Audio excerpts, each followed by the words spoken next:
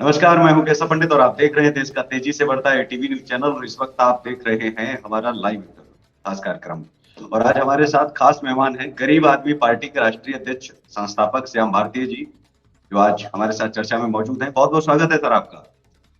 जी, धन्यवाद।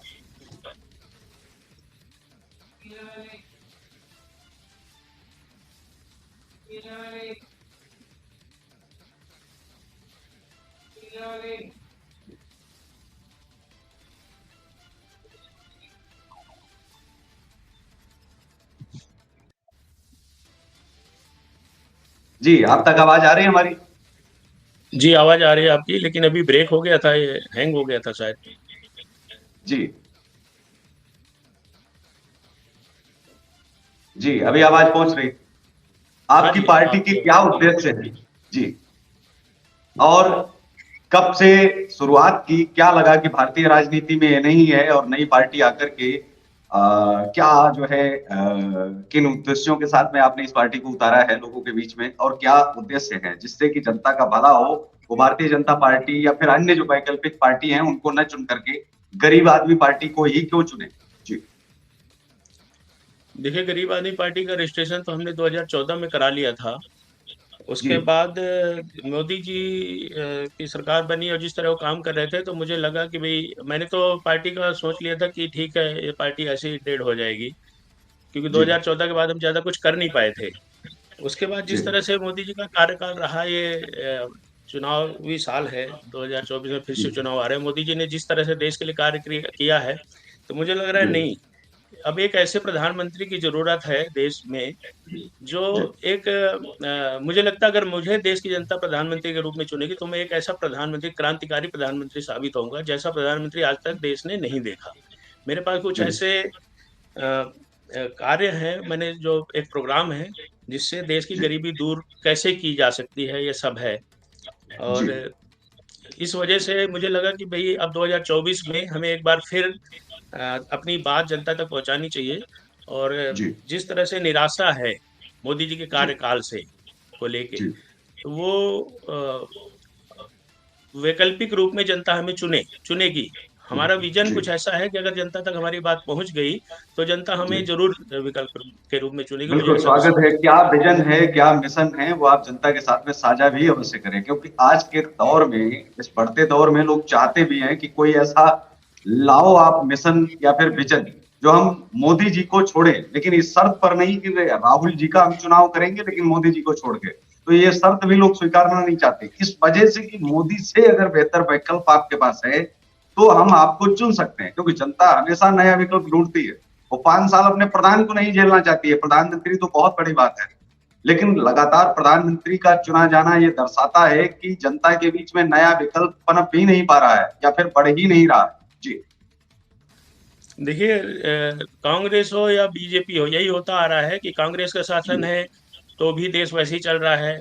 और कांग्रेस में थोड़ी जनता को बुराई दिखी, तो बीजेपी को चुन लिया। बीजेपी भी 10 साल दिखा दिए काम करके। बीजेपी के पास जो भी और कुछ उद्देश्य है, अगर वो करना चाहे, तो इस समय पूर्ण जी बहुमत है मोदी जी के पास, क्या नहीं कर जी सकती। ठीक है, लेकिन बहुत जी सारे ऐसे कार्य हैं देश में, देश क्या बदला है? कुछ भी नहीं बदला। जैसे कांग्रेस का शासन चल रहा है, वैसे ही चल रहा है। बल्कि जी कुछ कामों में तो और ज़्यादा बदतर हालत हो गई देश की। तो कांग्रेस जी आ जाए या बीजेपी आ जाए या कोई मिली-जुली सरकारें आ जाए, देश ऐसे ही चलता रहेगा। जी तो देश ऐसा ना चले, हम चाहते हैं कि कुछ जी क्रांति हो, राजनीति में जी क्रांति हो और देश जी का भविष्य बदल जाए। जी तो इसलिए मैं चाहता हूँ कि हमारे यहाँ जो विज़न है, जो मिशन है, जी 2024 का मिशन हो गया और 2000 विज़न जो है देश बदलने का है। जी वो जनता तक हमारी बात पहुँच जाए, जनता इसे हमारे मैनिफेस्टो को ज़रूर स्वीकार करेगी, मुझे ऐसा लगता है। हमने एक जी मैनिफेस्टो अपना उसके 10 पॉइंट तैयार किए हैं कि अगर गरीब आदमी पार्टी सत्ता में आती है तो क्या कार्य करेगी। जी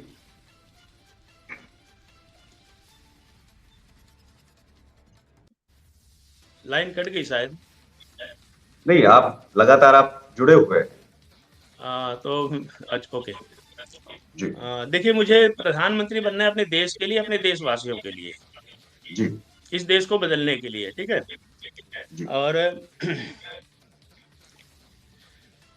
मोदी जी जैसे नोटबंदी कर दी थी, ठीक है, तो मैं जी कहता हूँ कि प्रधानमंत्री को देश बदलने के लिए तानाशाही करनी पड़ेगी, लेकिन तानाशाही जो है वो ना देश के लिए होनी चाहिए, देशवासियों के लिए होनी चाहिए। तो बिल्कुल। अगर मैं प्रधानमंत्री बनता हूँ तो मुझे जी। देशवासियों के लिए मुझे भी तानाशाही करनी पड़ेगी। तो मैं आपसे पहले से हम्म। बता रहा हूँ, जी देशवासियों को बताना चाहता हूँ कि अगर गरीब आदमी पार्टी सत्ता में आई तो मैं जो है गरीबों के नाम पे जितनी चलाई योजनाएं चला रही है गवर्नमेंट, वो सारी बंद कर दूंगा, यहाँ तक कि राशन वितरण प्रणाली भी। जी जी, अब आप पूछेंगे कि भई अगर राशन वितरण प्रणाली बंद कर दी आपने, गरीबों के लिए चलाई जाने वाली योजनाएँ बंद कर दी, तो ये गरीब आदमी पार्टी जी। कैसे हुई? तो देखिए इन चीज़ों में, इन बिल्कुल। योजनाओं में ना बड़ा भ्रष्टाचार बहुत ही ज़्यादा है। जब जी। कांग्रेस का शासन था, राजीव गांधी कहते थे कि भई हम ₹1 भेजते तो 10 पैसा पहुँचता है। आज थोड़ा सुधार हम्म। हुआ है, मोदी जी के टाइम में तो ₹1 भेजते चलो 25 पैसा पहुँचने लगा है। लेकिन इन हम्म। योजनाओं का सारा पैसा नेताओं की तिजोरियों में जी जाता है, जो जी। ब्यूरोक्रेसी है उनकी तिजोरियाँ भर रही हैं। जनता हम्म। तक नहीं पहुँच रहा, तो हम इसलिए हम कह रहे हैं गरीबों के नाम पे जितनी योजनाएँ हैं, गरीब आदमी जी। पार्टी बंद कर देगी, यहाँ तक कि राशन वितरण प्रणाली भी, और हम्म। डायरेक्ट लोगों के खाते में। मैंने जी अभी एक आरटीआई लगाई थी, भारत सरकार से पूछा था कि गरीबों के नाम पे जितनी योजनाएँ चल रही हैं, हमारी भारत सरकार उन योजनाओं पे कितनी रकम खर्चा करती है। जी। बहुत सारे डिपार्टमेंट से मेरे पास जवाब आए, बहुत सारे लेटर इकट्ठे हो गए, उन सबको जब मैंने सभी डिपार्टमेंट्स के जो अमाउंट को टोटल किया, तो जी। पाया कि जितनी हमारे देश की आबादी है ना, जी वो जो रकम मैंने टोटल की, मेरी आंखें फटी जी। रह गई। और फिर जी जब मैंने उस रकम को अपने देश की टोटल आबादी यानी 1 अरब 30 करोड़ से भाग दिया, जी। तो मैंने पाया 75,000 रुपए सालाना प्रति व्यक्ति जी। जी। हमारी भारत सरकार गरीबों के नाम पे चलाई जा रही योजनाओं पे खर्च करती है।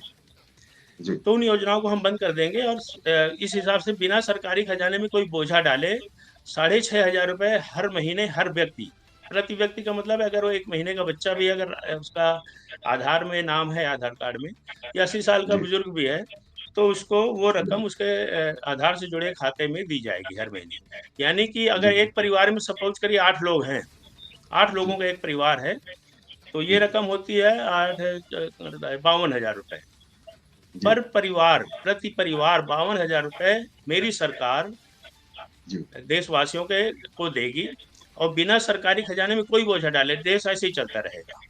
जी। एक तो ये हो गया। दूसरा पॉइंट है, देखिए मैंने लिखा है, हाँ देखिए मैं ना जैसे अगर हमारी सरकार चुन ली जाती है, अगर देशवासी चुन लेते हैं गरीब आदमी पार्टी को इसी 2024 में, तो मैं जी। देशवासियों को पहले बताना चाहता हूँ कि हम 15 दिन के लिए देश में इंटरनल इमरजेंसी लगाएंगे, जी। जिसमें देशवासियों को तनिक भी प्रॉब्लम नहीं होगी, लेकिन ये प्रॉब्लम होने वाली सिर्फ देश के नेताओं को। हम्म। इंटरनल इमरजेंसी की बात कर रहा हूँ। उसमें जी। क्या है, मुझे लगता है देश लेकिन की फिर तो जो राज्यसभा आपातकाल है, की जब घोषणा आप करेंगे तो लोग तो डर जाएंगे और इस वजह से तो नहीं नहीं, माहौल और जो है वो खराब हो सकता है। और वो पहले से आप अगर अपना मैनिफेस्टो में अगर आप लाते हैं तो इससे जो है नेताओं में डर तो व्याप्त, तो जाहिर सी बात है कि उनके अंदर डर होगा कि 15 दिन के लिए जब आप कर रहे हैं तो वो सुप्रीम कोर्ट अगर आदेशित करता है कि आवश्यकता है तो आप करिए। लेकिन अगर कोई राष्ट्रीय पार्टी से कोई राष्ट्रीय अध्यक्ष आकर के प्रधानमंत्री बनता है और कोई राजनेता अगर इसकी घोषणा करता है तो मुझे भी लगता है कि यह आपातकाल जैसी स्थिति सिर्फ इंदिरा गांधी के ही कार्यकाल को क्यों काला दिवस लोग मनाएंगे, फिर तो आप पर देखिए भी वही आरोप लगेंगे। उद्देश्य भले ही आपका राष्ट्रवाद का हो, उसमें कोई शक नहीं किया जा सकता है, लेकिन अगर आप खुद कर रहे हैं उसमें क्या आपको नहीं लगता है कि सुप्रीम कोर्ट का आदेश भी जरूरी होगा?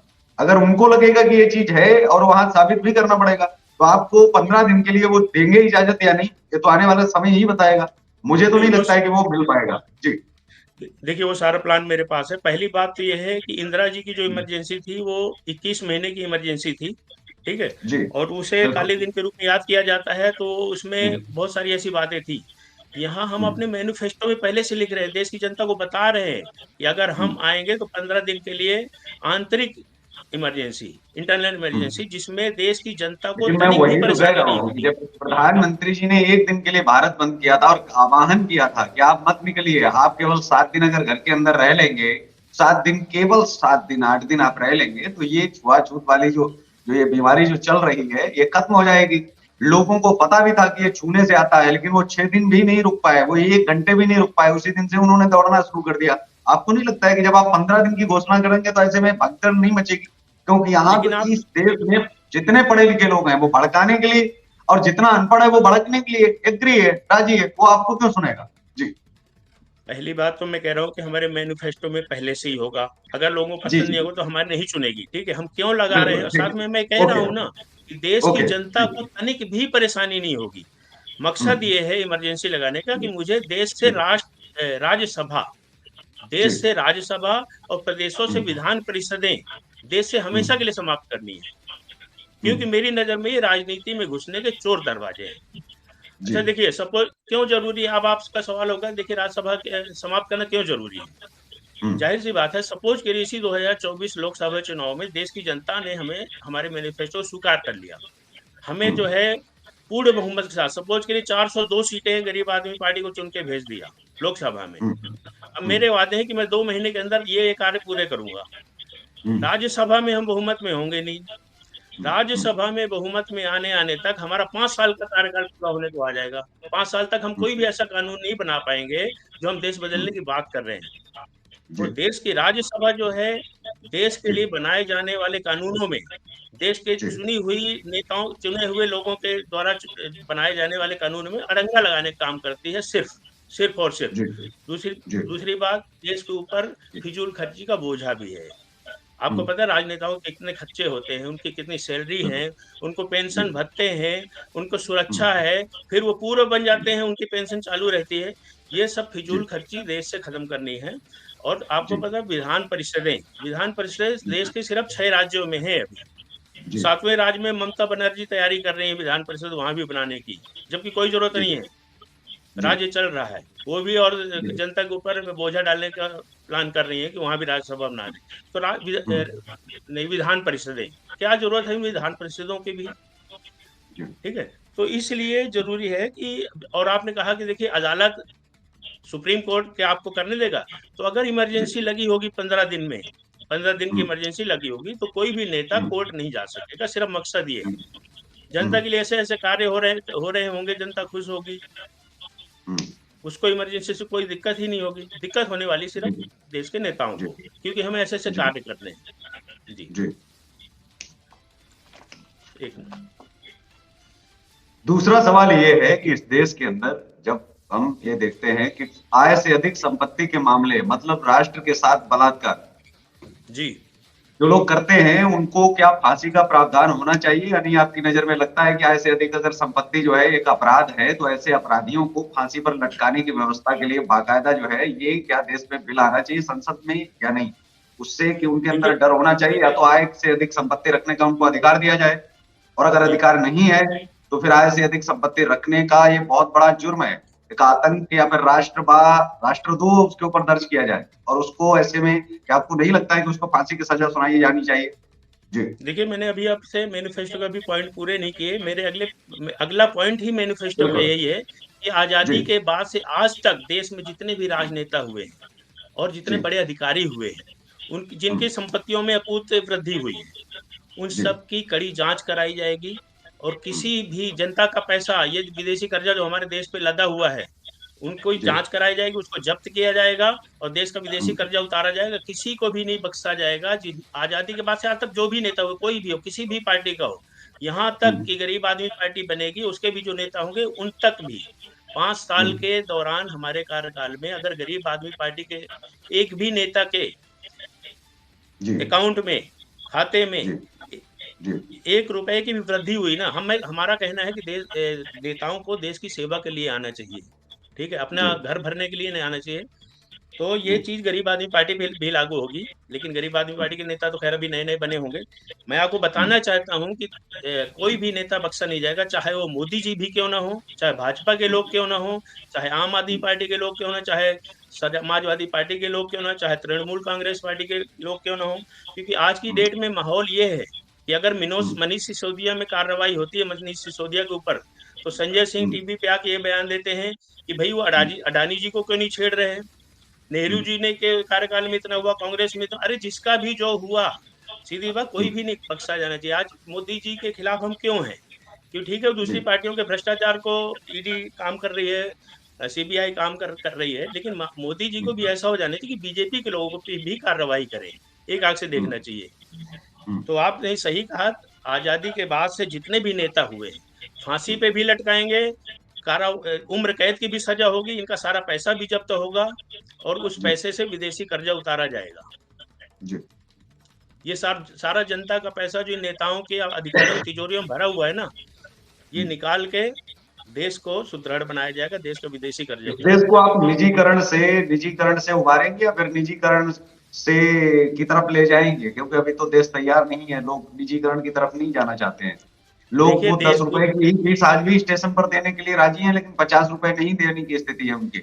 अगर अपने रिश्तेदार को लेने जा रहे हैं वो रेलवे स्टेशन पर, तो वहां उनको 50 रुपए 100 रुपए कौन सी सुविधा, अगर आपने वहां जो 70,000 80,000 का जो सफाई कर्मचारी था वो सफाई नहीं कर रहा था, तो उसको ठीक करना चाहिए था, उसको सही करना चाहिए था। वहां 5-5 हजार के बिल्कुल 10 लगाने चाहिए थे, 10-10 हजार के 10 बिल्कुल लगाने चाहिए थे। संविदा बिल्कुल निजीकरण उन सफाई कर्मचारियों का होना चाहिए था, या सफाई के लिए आप किसी एक कंपनी को जो है वो दे देना चाहिए कि नहीं, आप हमारा घर आप जो है आप इसको प्राइवेट पर रख लीजिए और हमारे घर में आप किराया आप निश्चित आप करिए। जी देश की सरकार होती है, देखिए देश चलाने के लिए प्राइवेटाइजेशन इसका वो नहीं है।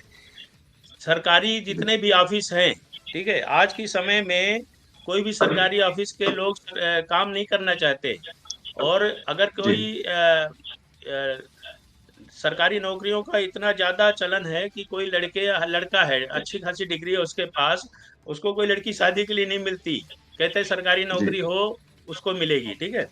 तो कहने का मतलब ये है जी कि सरकारी नौकरियों का जो ये वो है, जो दामाद है ना सरकारी कल्चर, जो काम नहीं करते जी और घर बैठे तनख्वाह लेते हैं, जो जी कांग्रेस के टाइम से चला आ रहा है वही मोदी जी के टाइम में चल रहा है। इसलिए इनकी पता नहीं क्या मजबूरी है जो ये प्राइवेटाइजेशन की तरफ भाग रहे हैं। गरीब आदमी पार्टी आएगी तो हर चीज का राष्ट्रीय सरकारीकरण ही होगा, कोई भी जी ऑफिस हो। ये तो इतने में भी उतारू है कि जो संस्थाएं प्रॉफिट दे रही हैं, ओएनजीसी जैसे, एयरपोर्ट जैसे, हम्म, ये भी प्राइवेट कर रहे हैं।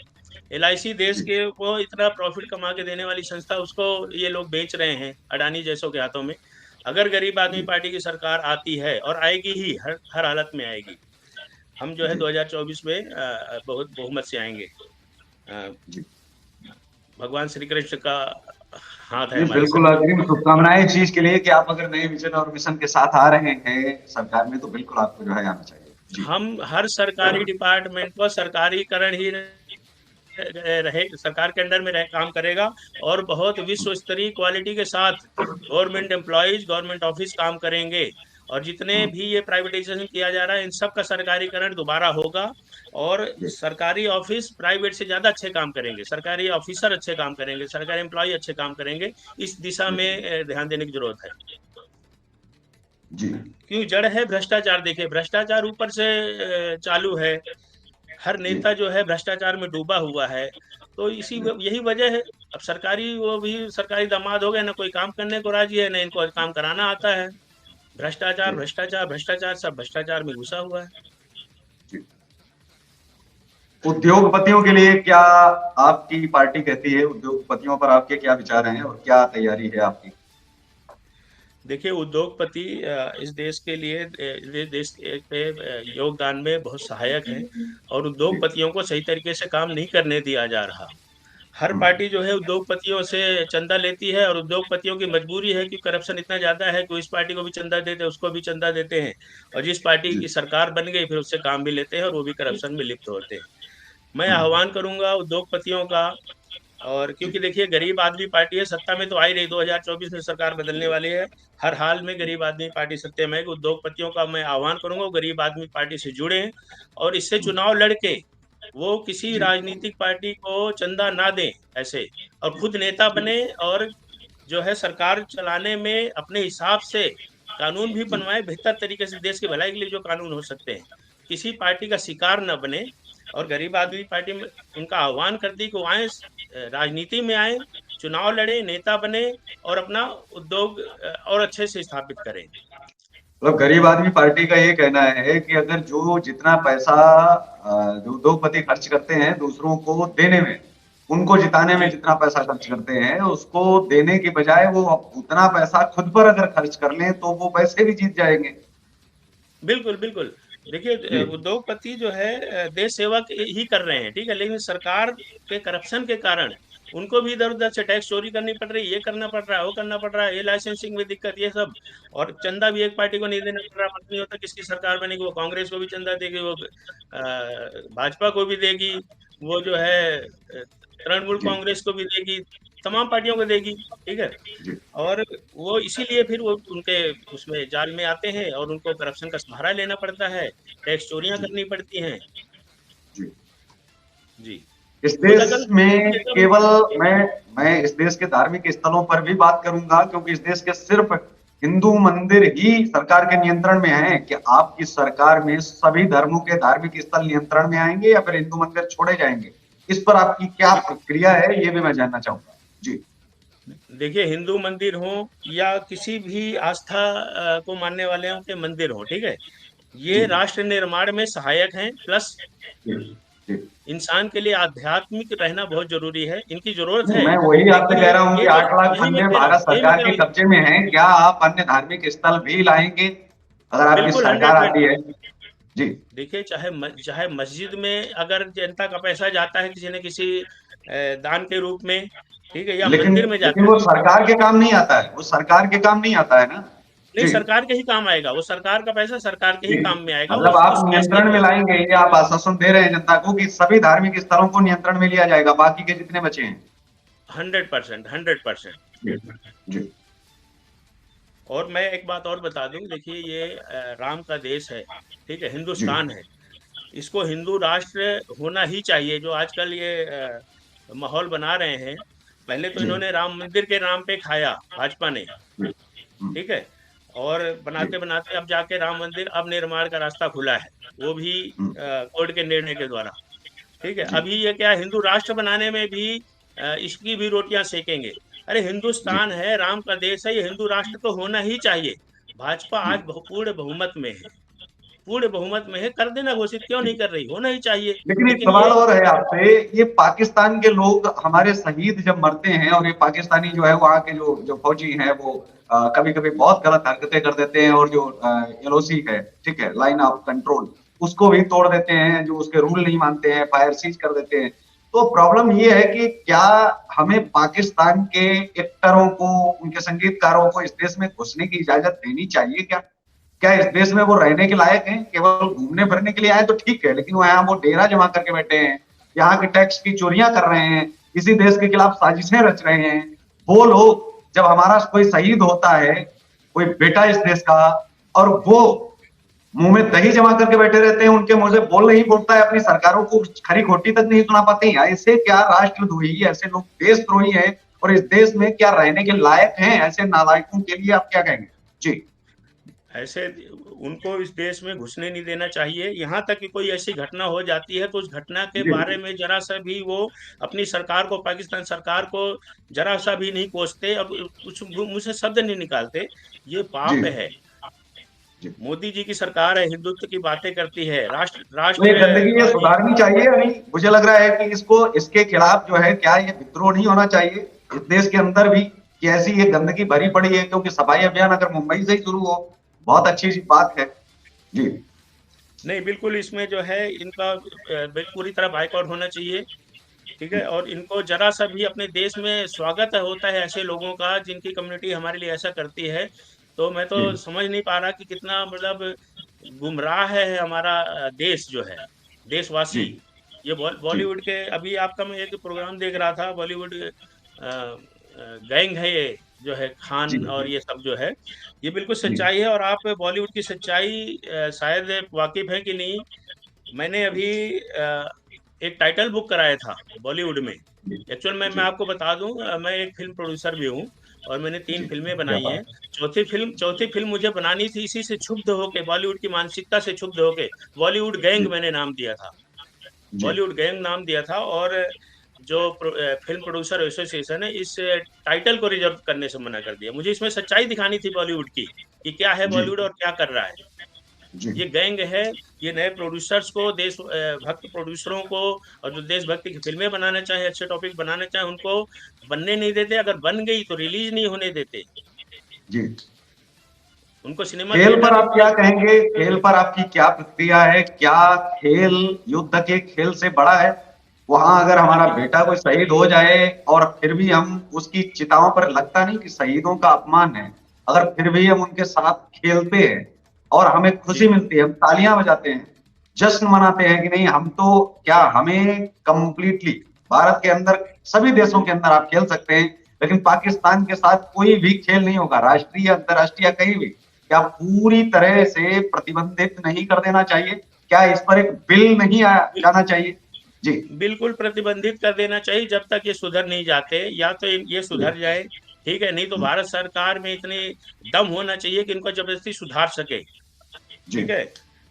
और जब तक नहीं सुधर जाते, तब तक इनसे किसी भी तरह का कोई रिश्ता नहीं रखना चाहिए। पाकिस्तान वैसे ही उसकी ये हालत है, और अगर भारत जो है अपना।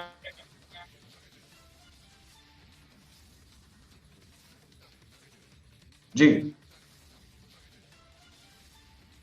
आवाज पहुंच रही है आप तक?